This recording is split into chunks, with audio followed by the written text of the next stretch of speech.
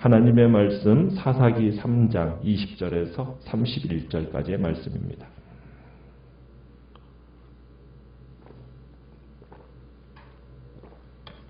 사사기 3장 20절에서 31절까지의 말씀입니다. 20절입니다.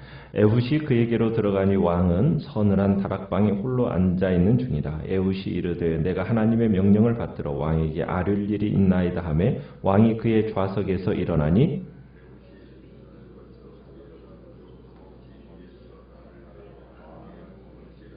칼자루도 나를 따라 들어가서 그 끝이 등 뒤까지 나갔고 그가 칼을 그의 몸에서 빼내지 아니하였으므로 기름이 칼날에 엉겼더라.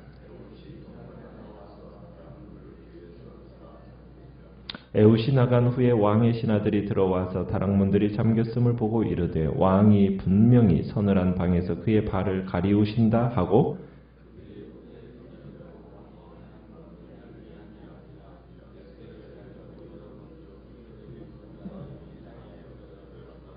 그들이 기다리는 동안에 에훗이 피하여 돌 뜨는 곳을 지나 스이라로 도망하니라.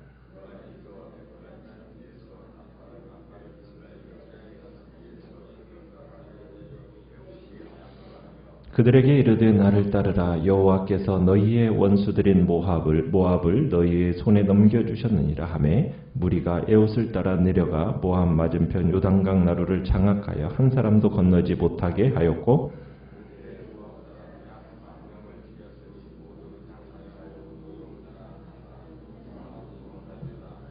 그날에 모압이 이스라엘 수하에 굴복하며 그 땅이 80년 동안 평온하였더라. 에훗 후에는 아나세 아들 삼갈이 있어 소 모는 막대기로 블레셋 사람 600명을 죽였고 그도 이스라엘을 구원하였더라. 아멘. 오늘 말씀의 제목은 사사 에훗과 삼갈이라는 제목으로 말씀을 나눕니다. 온니엘의 구원 이후에 또다시 이스라엘이 목전에서 하나님 여호와 앞에서 여호와 목전에서 악을 행하였습니다. 분노하신 하나님이 이번에는 모압 왕 에글론을 강성하게 하여서 이스라엘을 대적하게 하셨죠. 모압의 통치 아래서 이스라엘은 18년이라는 세월을 보내게 되는데 그의 이제 이스라엘이 또 하나님께 부르짖습니다. 하나님께서 이스라엘의 울음소리를 들으시고 구원자를 세워주시죠. 그 구원자, 선택된 구원자는 누구입니까? 바로 왼손잡이 에훗이었습니다. 베냐민 지파 중에 왼손잡이 에훗을 사사로 세워서 구원의 손길을 베푸신 겁니다. 히브리 원문에는 왼손잡이라는 이 표현이 오른손에 제한이 있는 사람이라는 우회적인 표현으로 사용이 되어졌어요. 그러니까 에훗은 오른손에 장애가 있었던 인물이라는 거죠. 그래서 왼손잡이로 삶을 살았던 겁니다. 이스라엘 백성들이 그들의 지배자 모압에게 바칠 조공을 모아서 에훗을 통해서 이 에글론에게 보내게 됩니다. 이제 19절을 가보시면은 이제 조공 배달 임무를 성공적으로 마친 에훗이 동료들과 함께 자신의 땅으로 돌아가는 척 하다가 길갈 근처 19절에 보면 길갈 근처에 돌 뜨는 곳, 여기는 돌 뜨는 곳이라는 우상들이 있는 곳이라는 얘기입니다. 우상들이 있는 곳에서 이제 홀로 에글론에게 돌아왔습니다. 돌아온 에훗은 왕에게 19절에 보면 이렇게 얘기를 하죠. 내가 은밀한 일을 왕에게 아뢰려 하나이다. 은밀한 일, 은밀한 말씀. 여기서 이 말에 솔깃한 겁니다. 은밀이라는 단어가 정치적인 어떤 친밀함을 상징하는 단어거든요. 그래서 에글론은 아마 에훗으로부터 이스라엘이 꾀하고 있는 어떤 반역에 대한 정보에 대한 이야기를 아마 기대했던 것 같습니다. 그래서 에훗을 전혀 의심하지 않고 에글론이 그의 은밀한 말을 듣기 위해서 부하들을 모두 물러가게 합니다. 그리고는 홀로 이제 에훗과 에글론이 대면을 하게 되는데 에글론이 그때 어디에 있었느냐? 20절에 보니까 서늘한 다락방에 있었다라고 얘기하고 있죠. 이 다락방이라는 것은 왕이 휴식을 취하거나 홀로 있고 싶을 때 찾는 왕만의 공간이었습니다.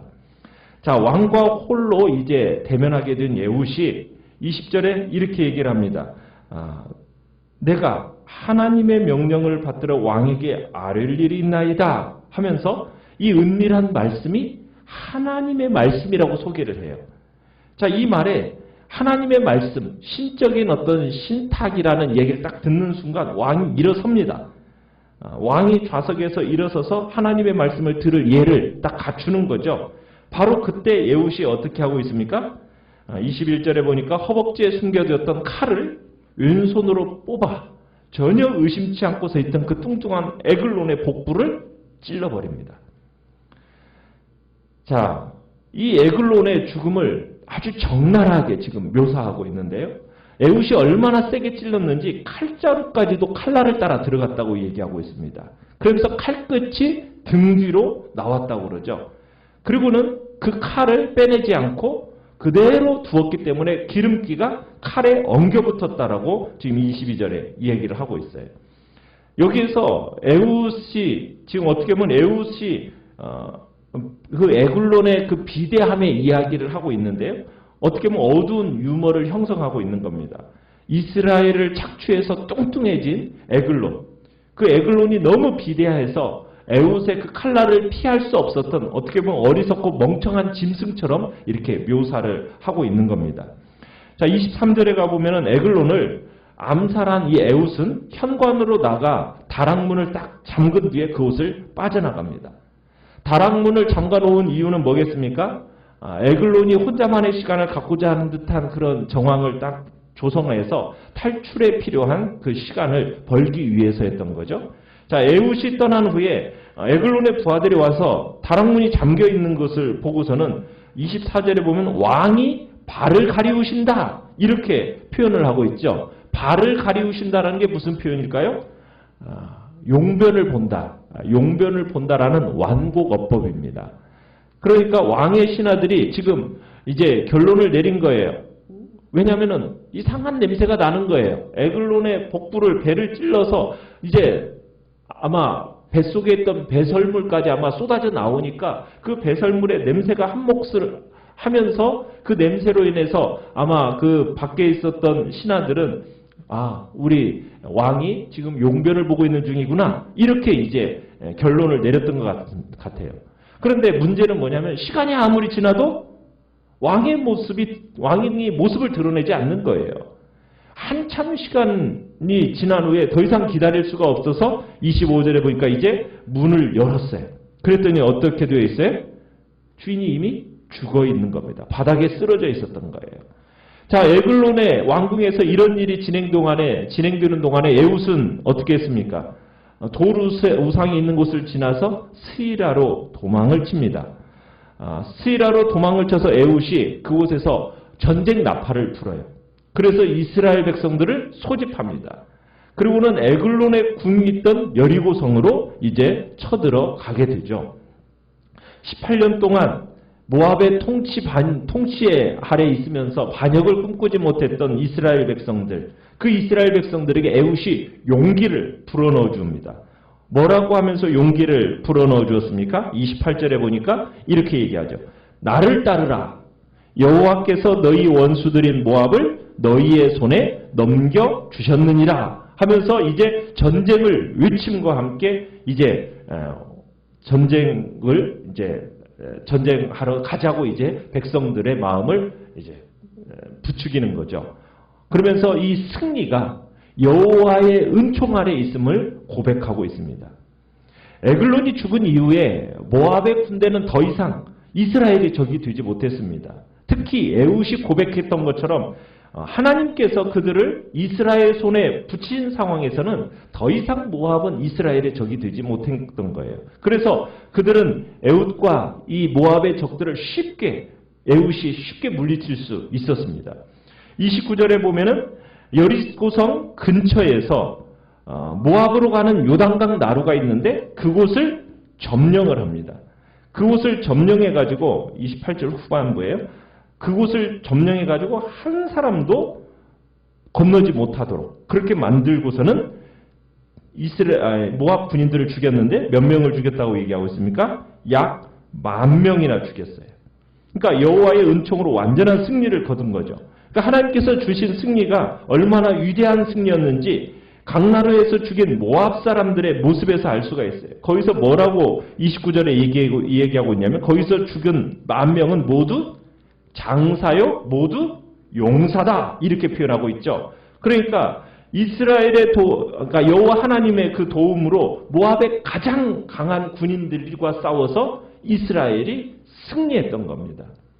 자, 거기다가 그 승리가 엄청나서 한 사람도 도망가지 못했다. 이 말을 추가적으로 얘기하고 있어요. 그러니까 하나님께서 이스라엘 백성들에 주신 승리는 확실하고 화끈한 승리였다는 거죠. 그래서 이스라엘의 승리가 결국에는 어떻게 되었느냐? 30절에 보니까 모압이 이스라엘의 수하에 굴복했다. 이렇게 표현을 하고 있어요. 결국 이제 모압의 블레에서 해방되는 것만에 그치지 않고 결국 이스라엘이 모압을 통치하는 게 되었다는 얘기입니다. 그러니까 두 민족의 관계가 원래는 이래야 되는 거였어요. 그런데 이스라엘이 하나님께 범죄하니까 어떤 일이 벌어진 겁니까? 적수가 되지 못하는 이 모압에 결국에는 이스라엘에게 통치하게 되고 18년 동안이나 이스라엘이 모압 아래에서 그런 고통을 받아왔던 겁니다. 모압의 이스라엘의 지배는 뭐에 대한 결과였어요? 이스라엘에 대한 하나님의 죄에 대한 징계였던 거죠. 그러니까 죄라는 것은 전혀 예기치 못한 곳에서 고통과 핍박이 오게 된다는 겁니다. 그러니까 모압의 지배에서 벗어난 이스라엘은 몇 년 동안 평안하게 지내게 됩니까? 80년 동안. 80년이라는 것은 몇 세대라고 그랬어요? 한 세대가 40년이라고 얘기했죠. 그러니까 두 세대 동안 평온했다라는 의미입니다. 자, 그러더니 이제 31절로 가보시면 31절에는 아낫의 아들 삼갈이라는 사람이 나옵니다.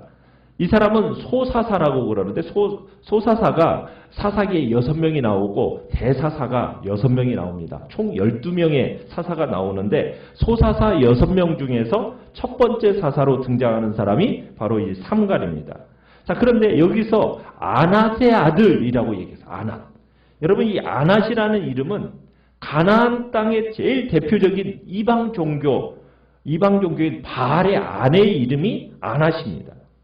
그러니까 아낫은 전쟁의 신으로서 당시 가나안에서 제일 소중하게 여긴 대표적인 이방 종교의 이름이에요. 그런데 바알 다음으로 유명할 만한 그 중요한 신인 아낫인데 그 사사 아버지의 이름이 뭐라고요? 아낫이라고, 아낫. 그렇다면 이 삼갈의 출신이 어디 출신이라는 것을 지금 얘기해 주고 있습니까? 이방 종교를 믿던 부모의 출신이라는 거예요. 그러니까 전형적인 이스라엘 사람이 아니라는 거죠, 삼갈은. 그러니까 삼갈이라는 이름 자체도 히브리적 이름이 아니에요. 이방적인 이름이에요. 그러니까 하나님이 지금 누구를 통해서 이스라엘 백성을 구원하게 하신 겁니까? 하나님께서 지금 이방신을 섬기다가 여호와를 믿게 된 그 사람을 통해서 하나님은 지금 구원의 역사를 베푸신 거예요. 그러니까 하나님은 이런 사람들을 쓰셔서 지금 언약 백성을 구원하시는 거죠. 그러니까 구원하는 방법도요. 뭘로 지금 블레셋 사람을 죽였다고 얘기하고 있습니까? 뭘로? 무엇으로? 소모는 막대기로. 소모는 막대기로 블레셋 사람 600명을 죽이고 이스라엘을 구원했다고 얘기하고 있어요. 그러니까 블레셋은 어떤 사람이냐면 이스라엘을 괴롭히는 제일 중요한 대적인데 특별히 그 당시에 블레셋 사람들은 가장 용맹스럽고 예리한 철무기로 무장한 전사들입니다. 이 시대는 청동기 시대거든요. 그런데 철기 문화가 지금 만들어졌던 사람들이 블레셋 사람들이에요. 그러니까 철기 문화 물기를 가지고 있는 이 블레셋 사람들을 뭘로요? 소모는 막대기로 600명을 쳐주겠다는 거예요. 그러니까 사람을 죽이는 도구가 아닌 소를 모는 그 평범한 도구로 600명을 때려 죽였다. 그래서 하나님의 백성을 구원했다. 이게 지금 삼갈의 스토리입니다. 자, 우리는 지금 이 에훗의 이야기와 삼갈의 이야기를 통해서 우리가 지금 생각해보고 우리가 지금 묵상해 볼 수 있는 내용이 뭡니까? 하나님이 사람을 사용하실 때 어떤 사람을 지금 사용하고 계세요? 장애가 있는 사람일지라도 사용하셔서 큰 승리를 거두게 하십니다. 그죠? 오른손에 장애가 있는 왼손잡이 에훗을 들어서 하나님 큰 승리를 거두게 하세요. 삼갈, 어떤 사람입니까? 정말 이방 민족이었다가 이스라엘에 흡수된 그 사람을 통해서 막대기도 그냥 막대기, 소모는 막대기로 구원했다는 거예요. 그러니까 하나님은 약한 사람을 들어서 그에게 하나님의 영을 부으시고 영광을 드러내는 위대한 일을 하게 하시는 분이에요. 여러분, 약점 없는 사람이 없죠. 다들 허세 부려서 그렇지 모든 사람이 다 약점이 있어요. 하나님 앞에서 선천적이든 후천적이든 다 약점이 있어요. 그 약점을 하나님 앞에서 올바로 사용하는 게 중요한 거예요. 약점이 있느냐 없느냐 이건 중요한 게 아니에요. 그것은 하나님을 얼마나 의지하느냐가 중요한 겁니다. 하나님을 의지하면 어떤 약점이 있더라도 하나님께 쓰임 받는 거예요. 하나님은 또한 다양한 사람들을 쓰세요. 특별히 엘리트들만을 쓰시는 게 아닙니다. 하나님은 어떤 종류의 사람이라도 다 쓰세요. 인간적으로 부족하더라도. 하나님은 그들이 있는 그대로, 재능 그대로를 그냥 사용하시는 거예요. 하나님의 뜻을 행하기로 헌신된 사람이라면 하나님이 필요로 한 모든 것을 그 사람은 지니고 있는 거예요. 하나님은 여러 종류의 사람들을 사용하셔요. 그러나 믿음 속에서 하나님의 뜻을 행하려고 헌신된 사람, 그 사람을 세우시는 겁니다. 그러니까 하나님의 사람들은 자신의 부족을 보지 않는 거예요. 자신의 부족을 하지 않고 대신 부족한 대신에 자신을 도구로 사용하셔서 힘주시는 하나님, 그 하나님만 바라보는 겁니다. 어떤 종류의 사람이든지 하나님 앞에 나와서 그분을 의지하기만 한다면, 그분 앞에 헌신하기만 한다면 그 마음을 들어서 하나님이 들어서 쓰시겠다라는 거예요. 하나님은 전심으로 당신을 향하는 자, 그 사람에게 능력을 베푸십니다. 하나님은 지금도 이 땅을 감찰하고 계십니다. 아무리 약점이 많고 출신 성분이 좋지 않다 할지라도 그 마음이 오로지 하나님만 앙망하는 자, 살아계신 하나님을 갈급해하는 자, 그 사람을 하나님은 찾으시는 겁니다. 이 땅에 더 나은 조건에 연연하는 것이 아니라 하나님의 나라를 위해서 내가 무언가를 하려 할 때 하나님은 그런 사람을 찾아서 그 사람을 사용하시고 하나님의 역사를 이루어 가시는 것입니다. 오늘도 우리는 주님 제게 주신 아무리 작고 소박해 보이는 그러한 재능과 또 내 안에 약점을 보인다 할지라도 주님 이 모습 이대로 주님 앞에 드리오니 주님 귀하게 사용하여 달라고 이 시간 주님 앞에 고백하시면서 이 시간 주님 앞에 나아가시길 바랍니다. 오늘 말씀을